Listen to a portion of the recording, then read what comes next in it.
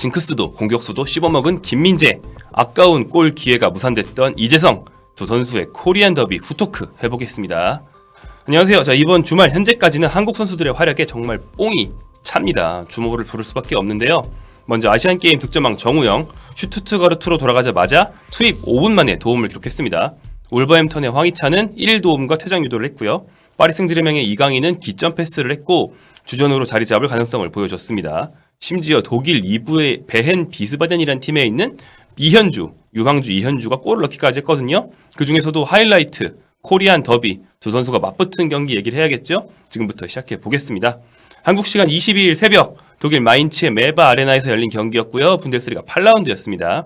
결과적으로 바이에른이 마인츠 05에 3대1로 승리했습니다. 김민재와 이재성 모두 선발 출장했고요. 위르겐 클린스만 감독이 왔어요.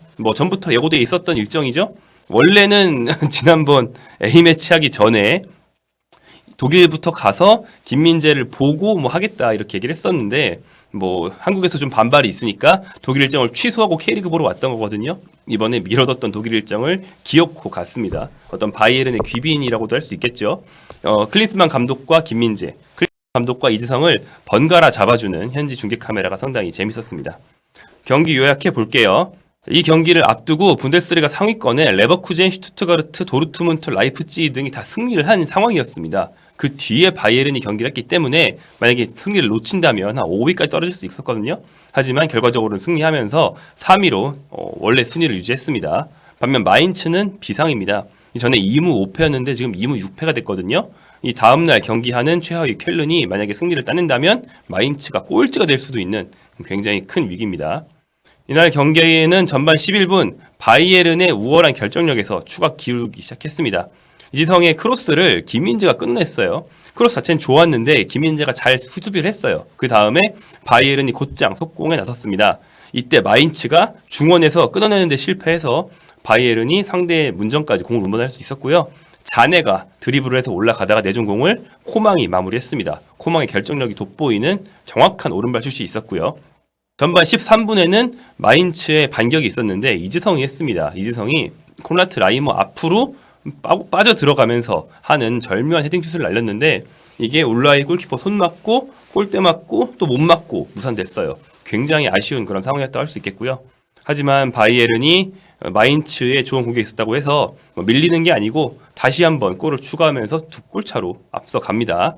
전반 16분 크로스가 마인츠 문전으로 날아갔는데 이게 헤딩 경합을 거쳤거든요. 근데 통 한 게 케인한테까지 왔고 케인이 헤딩슛으로 마무리를 했습니다. 달리 말하면 마인츠 수비들은 그동안 못 걷어내고 뭐 했나 라는 말이 나오는 그런 상황이었고요. 좀 재미없게 가나 싶었는데 전반 43분 마인츠가 한 골 만회하면서 따라 붙습니다. 이 팀의 그루다, 유망주 미드필더인 그루다, 이재성과 동시에 나와서 2선에서 활약을 했는데 그루다가 본인의 특기인 드리블 그리고 2대1 패스로 바이에른의 압박을 빠져나와서 패스를 했어요. 윙백 카시가 이 패스를 받아서 왼발 강슛으로 마무리를 했습니다. 후반전 초반에도 마인츠가 기세를 좀 올리는 듯 했지만 사실 이게 골까지 가지 못하면 기세를 올리는 게 오히려 위기가 될 수 있거든요. 그렇게 됐습니다. 바이에른이 오히려 골을 넣었어요. 후반 14분 바이에른의 압박으로 무시알라가 공을 빼앗은 뒤 옆으로 내줬고요. 고레츠카가 받자마자 오른발 슛으로 마무리를 하면서 3대1이 됩니다. 이 뒤에 마인츠가 골대를 또 맞췄어요. 이번엔 그루다인데 그러다가 이 전까지 김민재 몸싸움을 다 졌거든요. 근데 한 번 이겨내고 왼발 슛을 날린 게 골대를 맞히면서 바이에른의 실점 위기를 벗어납니다. 추가 시간에도 마인츠 공사 계속됐지만 바헤이르의 힐킥까지 절묘했는데 역근무를 마치면서 결국에는 바이에른이 승리했어요. 다시 말하면 마인츠가 경기 내용이 나쁘지 않았다. 근데 결정력 차이, 수비력 차이가 있었다. 이런 경기가 됐습니다. 마인츠는 좋은 기록을 바이에른 상대로 이어오고 있었습니다. 홈에서요. 지난 3시즌 동안 홈에서는 모두 이겼거든요. 특히 바로 지난 시즌 후반기니까 올해 봄이죠. 올해 봄에는 이재성도 마인츠에 있었기 때문에 더 우리가 기억을 잘하고 있는데 이 경기에 승리한 바 있고 지난 3년 동안 홈 경기는 다 이겼습니다. 그래서 바이에른 입장에서는 거꾸로 마인츠 원정 징크스가 될 수 있었는데 그걸 이번에 끊었어요. 바이에른은 좀 중요한 경기에 승리를 했고요. 사실 지난 3시즌에 비하면 현재 마인츠가 너무 약합니다. 그래서 징크스고 뭐고 이어갈 수 있는 상황이 아니었어요. 그런 면에서 본다면 바이에른 입장에서 좋은 징크스 같은 것도 있었습니다. 뭐냐면 리그 최하위권에 있는 17위, 18위에 있는 팀 상대로는 바이에른은 지지 않는다. 이 기록을 이번 경기 통해서 51경기로 늘렸습니다. 그러니까 뭐 징크스고 뭐고 그런 게 발동되려면 기본 실력이 있어야 되는데 요즘 마인츠는 너무 약했다. 이렇게 볼 수 있겠죠. 자, 김민재 선수 경기력 얘기해 보겠습니다. 김민재 선수는 이날 패스 마스터이면서 트럭이었어요. 무슨 얘기냐? 김민재가 풀타임 뛰면서 패스를 102회에서 모두 동료에게 전달했습니다. 시도 102회, 성공 102회. 패스 성공률이 얼마? 100%였습니다. 이거는 미친 기록입니다. 패스 성공률이 100%인 선수는 종종 있지만 대부분 뭐 패스 5번 한 그런 선수 있잖아요. 그런 경우거든요. 근데 102번이 100%라는 거는 좀 비현실적인 기록이고 김민재가 뭐 차비 에르난데스도 아니고 뭐 이 정도의 패스 성공률은 좀 센터백한테 기대하면 안 되는 거 아닌가 싶은데 아무튼 했습니다.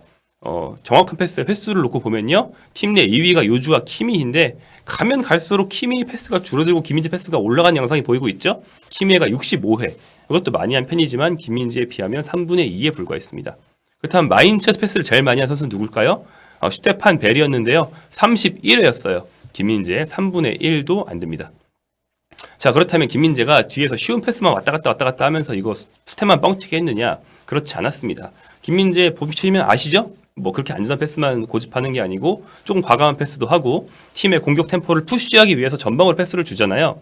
얘네 같은 경우에는 뭐 밤으로 공격수에게 찔러주는 좀 긴 거리의 그런 종패스는 없었어요. 많지는 않았어요. 대신에 좀 빠른 타이밍에 동료에게 주는 패스, 짧은 거리지만 패스를 빨리 원터치로 주면서 공격 템포를 올릴 수 있는 그런 패스도 있었고 멀리 오른쪽 측면에 뭐 라이머라든지 이런 선수한테 주는 롱패스도 몇 번 있었거든요. 이렇게 현명한 패스를 하면서 높은 스탯을 올렸기 때문에 더욱더 가치가 높다라고 생각이 됩니다. 그리고 이 패스로 기록된 것 중에는 아마 인터셉트가 포함된 것 같아요. 왜냐하면 김민재의 헤딩 성공과 인터셉트 성공이 너무 낮게 나왔거든요. 그건 뭐냐면 상대가 롱볼을 보냈을 때 김민재가 머리로 받던지 가슴으로 받는데 그걸 컨트롤 해놓고 잡은 다음에 패스를 하는 게 아니고 원터치로 동료에게 바로 정확하게 준 장면이 많이 나왔습니다. 김민재의 또 장점이죠. 걷어내기처럼 보이지만 사실은 패스다. 이 둘을 구분할 수 없다. 고도로 발달된 걷어내기는 정확한 롱패스와 구분할 수 없다. 김민재 특징인데 얘네 같은 경우는 김민재의 헤딩 경합은 패스와 구분할 수 없다였습니다. 그래서 아마 그게 다 패스로 잡힌 게 아닌가 싶어요. 상대가 롱패스를 합니다. 김민재가 상대의 장신 공격수랑 경합을 해요. 이겼어요. 그럼 헤딩 경합 승리로 기록되는가? 아닙니다. 왜냐하면 그걸 바로 동료에게 주기까지 했기 때문에 패스 성공 1회로 기록이 되는 거죠. 자, 마인츠의 공격수는 장신 스트라이커 리도비크 아조르크였습니다.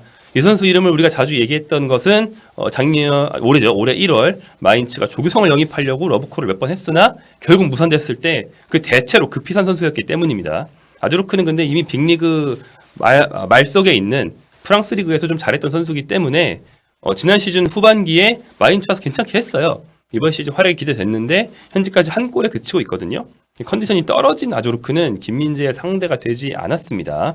바이에른 수비 조직이 그렇게 잘 정비되지 않아서 마인츠도 사실 쉽기가 좀 있었는데 김민재가 그걸 다 보완했고 특히 아조르크를 활용한 롱패스를 아조르크가 받아서 피딩하기 아니면 아조르크가 돌파하거나 슛을 하기 김민재가 거의 다 막았다 이렇게 보셔도 되겠습니다. 특히 전반 33분 돋보이는 수비가 있었는데 아조르크가 최전방에 있지 않고 내려가면서 공을 받았어요. 이러면 보통 센터백이 견제를 안 하죠. 하지만 김민재는 따라와서 견제를 했습니다.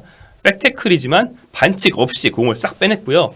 근데 이제 이렇게 빼낸 공을 동료가 줍지 못하고 마인츠 선수가 주울 수 있잖아요. 그렇게 돼서 마인츠가 다시 속공을 했거든요. 근데 김민재는 빛의 속도로 자기 자리에 복귀해서 결국에는 상대 슛이 위협적이지 않도록 잘 막아냈습니다.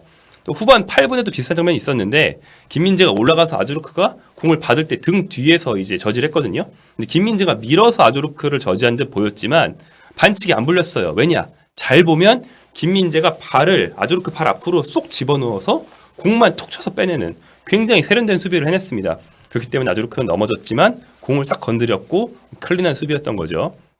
그리고 아조르크 다음으로 김민재에게 자주 제압당한 선수는 아까 말했던 이 팀에서 잘했던 선수 그루다였습니다. 그루다를 김민재가 확 밀어버린 장면이 대표적으로 2개 있었는데 하나는 이제 후반 21분 김민재 옆에서 뛰는 레프트백 알폰소 데이비스가 돌파를 시도하다 끊겼습니다. 이제 상대 진영 깊숙한 곳이 아니고 하프라인 근처 돌파였기 때문에 바로 마인츠의 역습이었거든요. 근데 그러다가 공을 잡고 뭘 해보려고 시작을 할 때 김민재가 달려와가지고 보험으로 팍 쳐가지고 몸통 박치기로 날려버렸습니다. 그래서 김민재는 반칙이었어요. 경고는 아니었습니다. 이때 재밌는 게 주심 불렀어요. 그러니까 김민재 선수가 이탈리아에서 많이 배워온 거 있잖아요.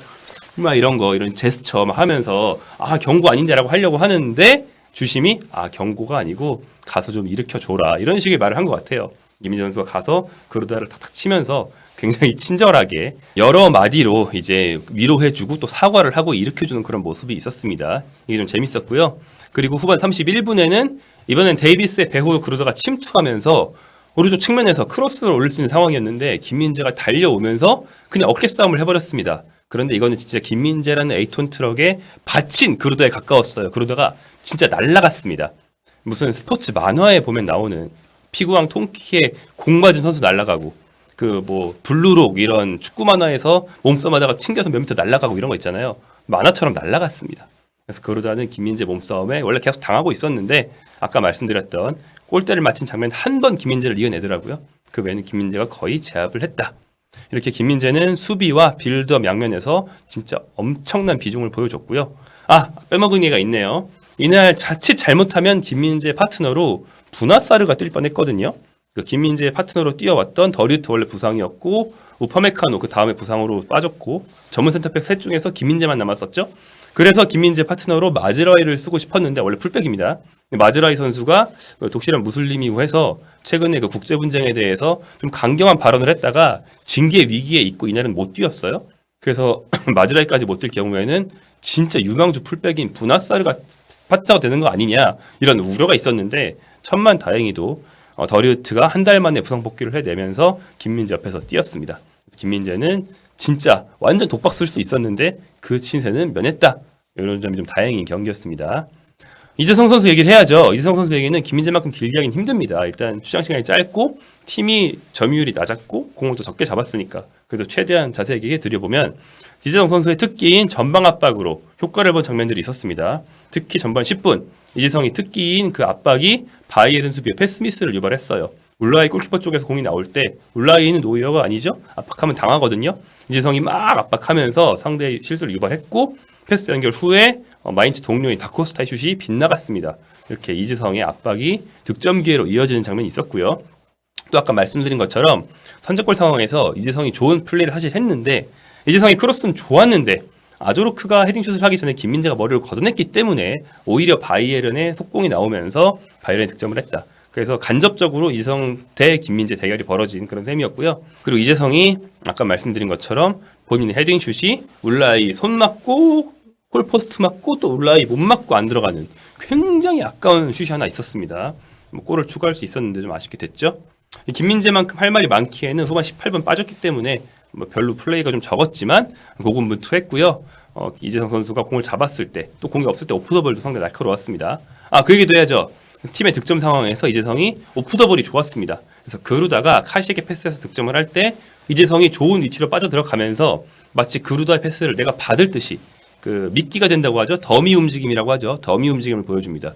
그래서 바이에른 수비가 약간 그쪽으로 쏠렸고 카시가 노마크해서 슛을 할 수 있었습니다. 자, 이렇게 경기는 끝났습니다. 이날 김민재는 풀타임을 소화했고 이재성은 교체가 됐죠. 이 두 선수의 코리안 더비는 약간 더 각별할 수 있습니다. 왜냐하면 두 선수는 전북 현대 소속으로 동료였고요. 전북이 최강희 감독이 있던 시절에 원래 신인들의 무덤이다. 너무 화려한 팀이기 때문에 신인들이 못 뛴다 이런 말이 있었는데 데뷔하자마자 주전으로 뛴 대표적인 두 유망주가 이재성 그리고 김민재였어요.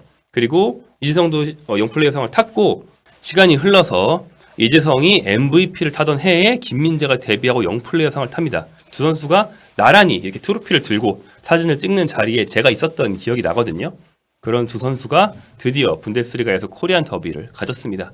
김민재 선수는 그동안 한국 선수가 없는 혼자만 한국인인 그런 리그에서 주로 뛰었기 때문에 유럽에서의 코리안 더비가 처음이었고 스스로 기대한다고 말한 바 있죠. 기대한다는 그 자신의 말에 걸맞는 엄청난 플레이를 했고요. 이재성의 경기력 역시 상당히 준수하면서 한국인들 입장에서 굉장히 볼만나는 그런 경기가 됐습니다. 자, 마무리하면서 한 번 더 강조하겠습니다. 김민재 패스 102회 시도 102회 성공 성공률 100%. 사람인가? 아닙니다. 사람을 넘어섰습니다.